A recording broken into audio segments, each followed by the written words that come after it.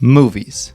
They've been around forever, but no movie franchise has been more monumentous than the Avengers film franchise. Hi, I'm Philke, and today we will... For almost 2 decades, people have been watching and enjoying Marvel movies. You'd get your buddies together and go see the new Marvel. There's a new Marvel out that's supposed to be nuts. We should go see that. And you watch them because they were all telling a story, and all leading up to the glorious ending that was the 2-part finale of Avengers Infinity War and Avengers Endgame. 2 monumental films that paid off the years and years of movie storytelling that had come before. You had fights and deaths and other stuff. But after all those things, it just kind of sucked. Now you can blame sickness or disease or corporate greed or what you're suffering from right now, but I am putting a direct blame on the finale itself. And I hope to prove to you today that Avengers Endgame ruined the MCU by setting up the next people for failure and not working with them to set up the characters' next story points. Now, before you click off the video because I have not been interesting in 1.5 seconds and your TikToked brain is obsessed with bright lights and Elsa Spider-Man videos or whatever the kids are into these days, I believe this is the main issue that the post-Endgame projects suffer from. Let's take the Guardians. Look at them. They're all here. You have Peter Man and Monkey Boy and Stick. It's Stick, as well as Gamora. I'm so glad they got to stay alive for their trilogy and that we allowed a filmmaker to tell their story the way they wanted. Oh, what's that? The boys Russo, the directors of Infinity War and Endgame, killed Gamora and then brought her back.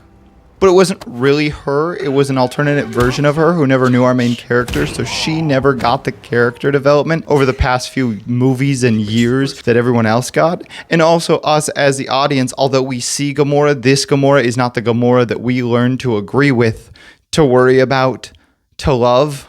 No? That's dumb. That's stupid. This is an issue I have with the whole multiverse saga, and I kind of addressed it in my last video. Let's take the example of Everything Everywhere All at Once.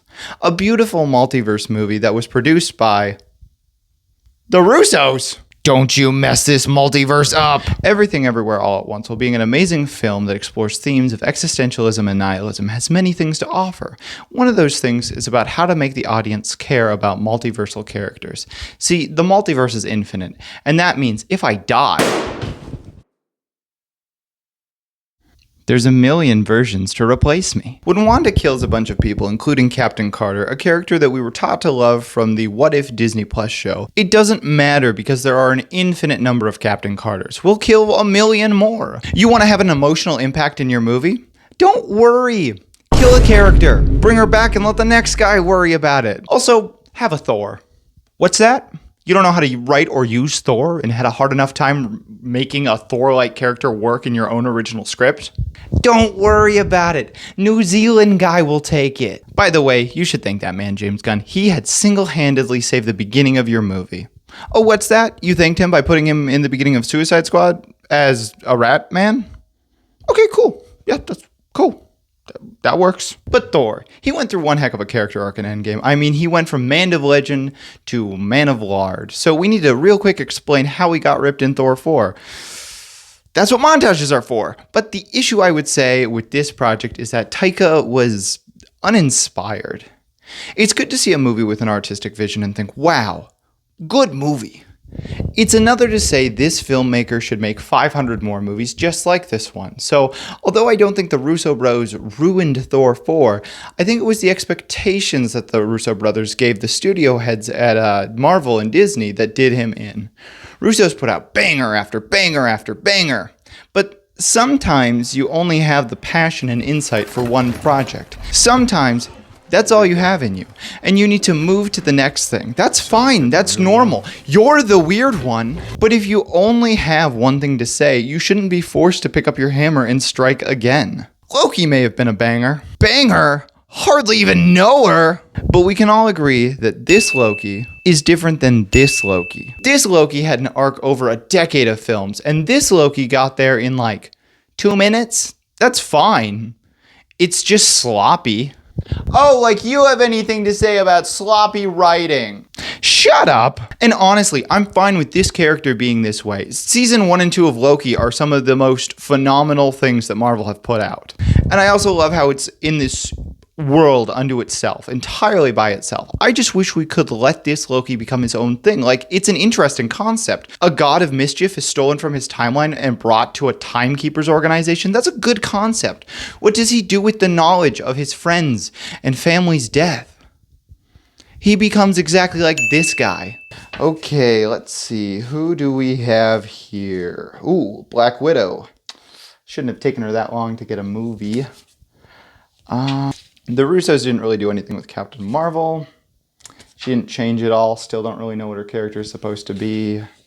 Secret Invasion, that one's funny. Kind of retroactively ruined Endgame with the whole roadie thing. That's funny. Russo Bros didn't ruin Black Panther. Doctor Strange didn't really do much with Endgame. Spider-Man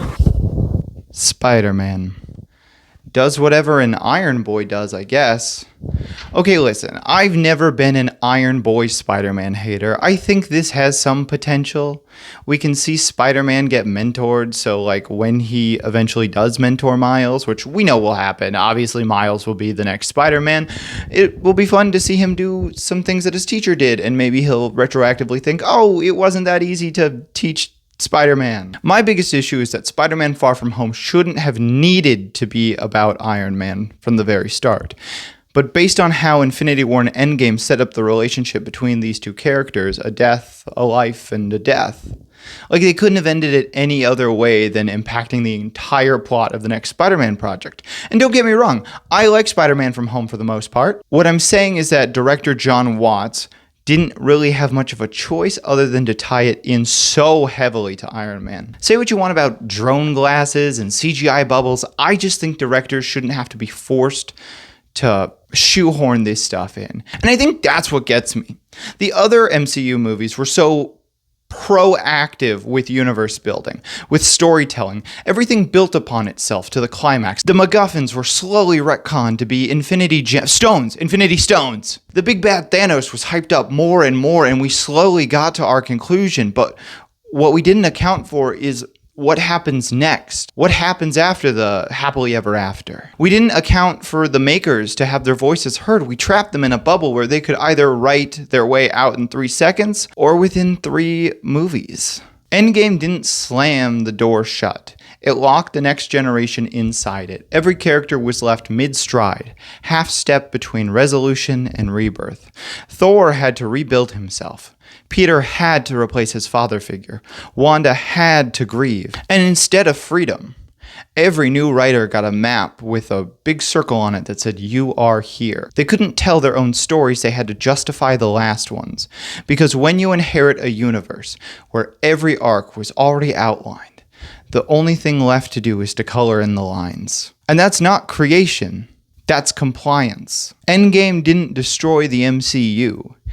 It just designed it too perfectly for creativity to be lived in. If it were up to me, not that I would know anything, I would have left these characters' stories more wide open. Keep Iron Man and Cap the same, but, you know, the next couple movies will be using key characters. Just leave them alone for the most part. Wanda was seen fighting Thanos, and at the funeral in Endgame, perfect. Opportunity to set up a weird, quirky television show about television shows.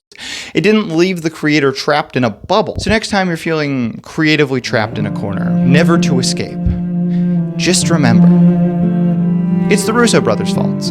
They wrote you in a corner. The only way out is the out they left. It might not be the out you wanted. It might not even be the out you think you want. But now you're there. Unescapable. The only way to get out is through.